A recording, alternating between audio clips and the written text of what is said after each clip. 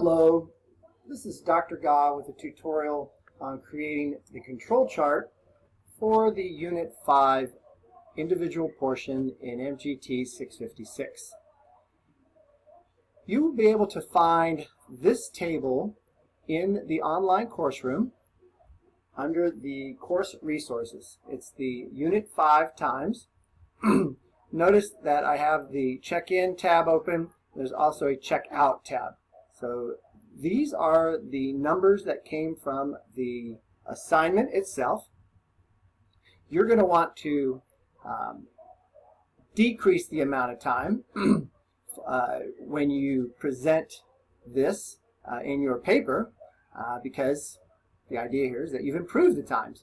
But for now, I'm just going to stay with the existing check-in times, and we're going to go from there. So once you've opened the Excel spreadsheet, the first thing you want to do is calculate the average time that each of our guests are being checked in.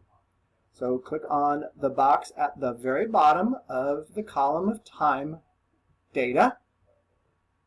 We're going to insert a function, and that function is average. Now you may need to come up here and type average and go, and it should find it for you. I've been doing this as practice, so mine was right there. So I click on average, click OK. It then comes up with the range of numbers you want to average. It assumes, since you did it at the very bottom of this column of numbers, that that's the column that it wants, and in fact it is. C2 all the way down to C30, C2 to C30. So you just have to click OK. That is the average check-in time. So what I'm going to do is create some columns, and because this is sort of a statistical kind of thing, instead of the word average, I'm going to use the word mean. I'm also going to create some columns for the upper control limit and the lower control limit. We'll fill those in momentarily.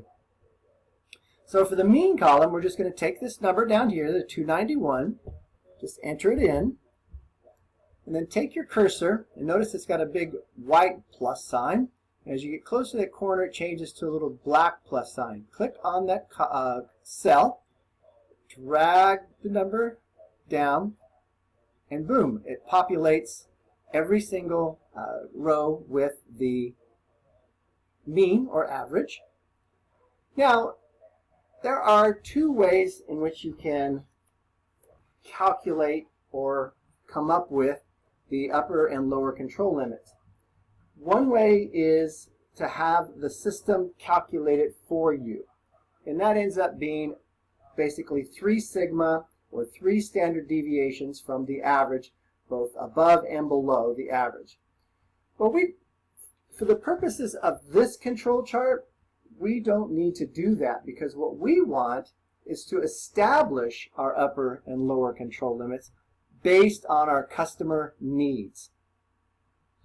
So I am going to pick the upper control limit of a good round number of 500.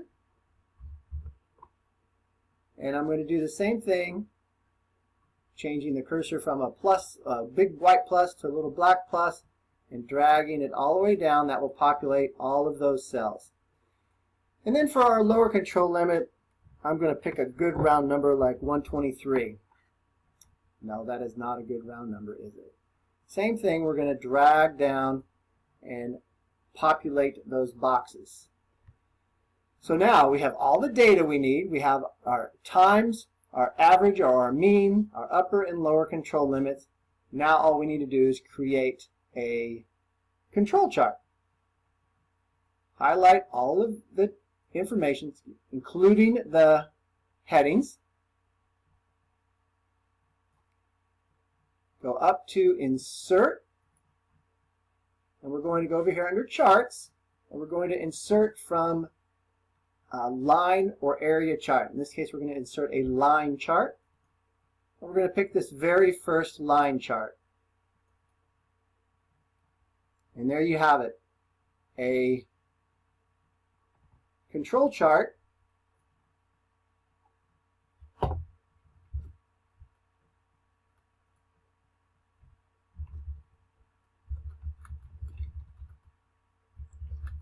for check-in. And now, once you have the control chart, it's a simple matter of left click, copy, find your Word document. And here I've started my Word document.